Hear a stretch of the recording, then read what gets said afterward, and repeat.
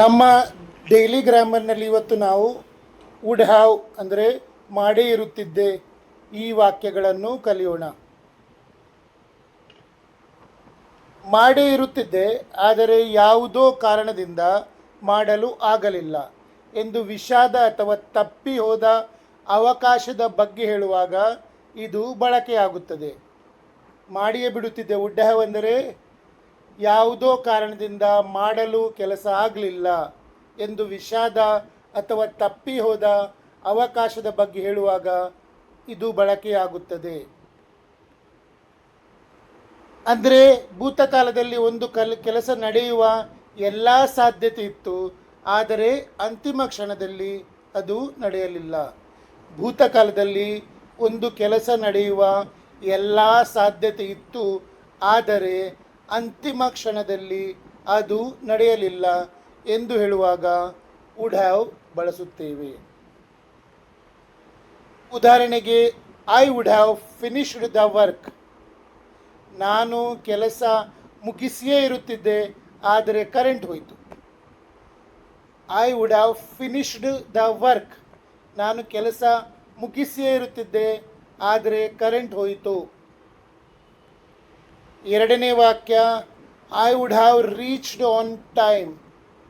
ನಾನು ಸಮಯಕ್ಕೆ ಸರಿಯಾಗಿ ತಲುಪೇ ಇರ್ತಿದ್ದೆ ಆದರೆ ಟ್ರಾಫಿಕ್ ಇತ್ತು.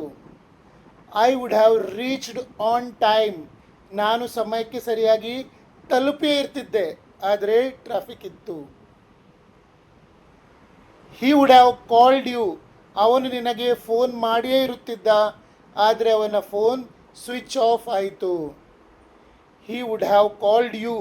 ಅವನು ನಿನಗೆ ಫೋನ್ ಮಾಡಿಯೇ ಇರ್ತಿದ್ದ ಆದರೆ ಅವನ ಫೋನ್ ಸ್ವಿಚ್ ಆಫ್ ಆಯಿತು.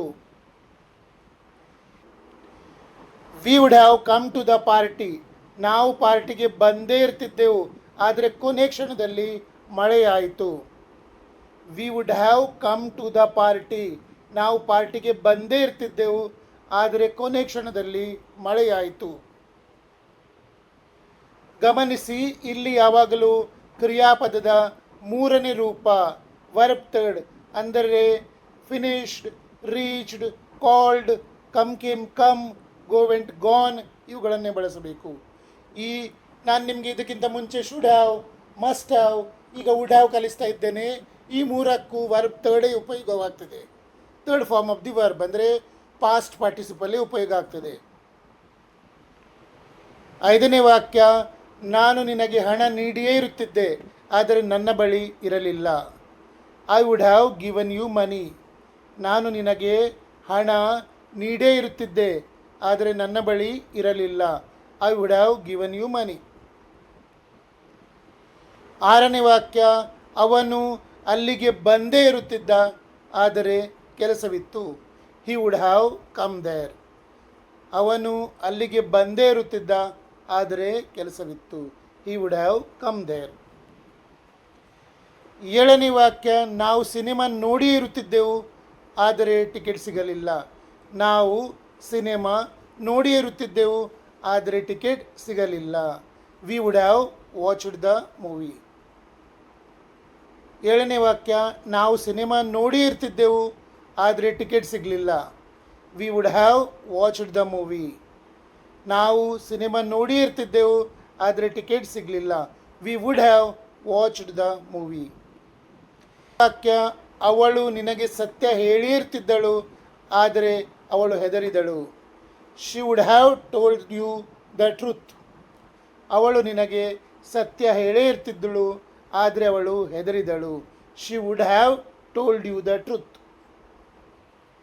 ಈ ಬ್ರ್ಯಾಕೆಟ್ನಲ್ಲಿ ಇದ್ದದನ್ನು ನಾನು ನಿಮಗೆ ಹೇಳ್ತಾ ಇಲ್ಲ, ಅದು ಸನ್ನಿವೇಶ. ಕನ್ನಡದಲ್ಲಿ ಈ ಥರ ಇದ್ದರೆ ಇಂಗ್ಲೀಷಲ್ಲಿ ಈ ಥರ ಆಗ್ತದೆ ಅಂತ ಹೇಳಿ ವುಡ್ ಹ್ಯಾವ್ ಎಲ್ಲಿ ಯೂಸ್ ಮಾಡೋದು. ಬ್ರ್ಯಾಕೆಟ್ನಲ್ಲಿ ಇದ್ದದ್ದು ಸನ್ನಿವೇಶ, ಅದನ್ನು ನಾನು ನಿಮಗೆ ಇಂಗ್ಲೀಷಲ್ಲಿ ಹೇಳ್ತಾ ಇಲ್ಲ. ಬರೀ ಇಂಗ್ಲೀಷಲ್ಲಿ ಯಾವ ಸನ್ನಿವೇಶದಲ್ಲಿ ಈ ವಾಕ್ಯಗಳನ್ನು ಉಪಯೋಗಿಸಬೇಕಂತ ಕಲಿಸ್ತಾ ಇದ್ದೇನೆ. 9ನೇ ವಾಕ್ಯ, ನಾನು ಆ ಕೆಲಸ ಮಾಡೇ ಇರುತ್ತಿದ್ದೆ ಆದರೆ ಸಮಯ ಇರಲಿಲ್ಲ. I would have done that work. ನಾನು ಆ ಕೆಲಸ ಮಾಡೇ ಇರುತ್ತಿದ್ದೆ ಆದರೆ ಸಮಯ ಇರಲಿಲ್ಲ. I would have done that work. 10ನೇ ವಾಕ್ಯ, ನೀನು ಕೇಳಿದ್ದರೆ ನಾನು ಕೊಟ್ಟೇ ಇರುತ್ತಿದ್ದೆ I would have given you if you had asked. ನೀನು ಕೇಳಿದ್ದರೆ ನಾನು ಕೊಟ್ಟೇ ಇರ್ತಿದ್ದೆ. I would have given it if you had asked. 11ನೇ ವಾಕ್ಯ, ಮಳೆ ಬರದಿದ್ದರೆ ನಾವು ಆಟವಾಡೇ ಇರುತ್ತಿದ್ದೆವು.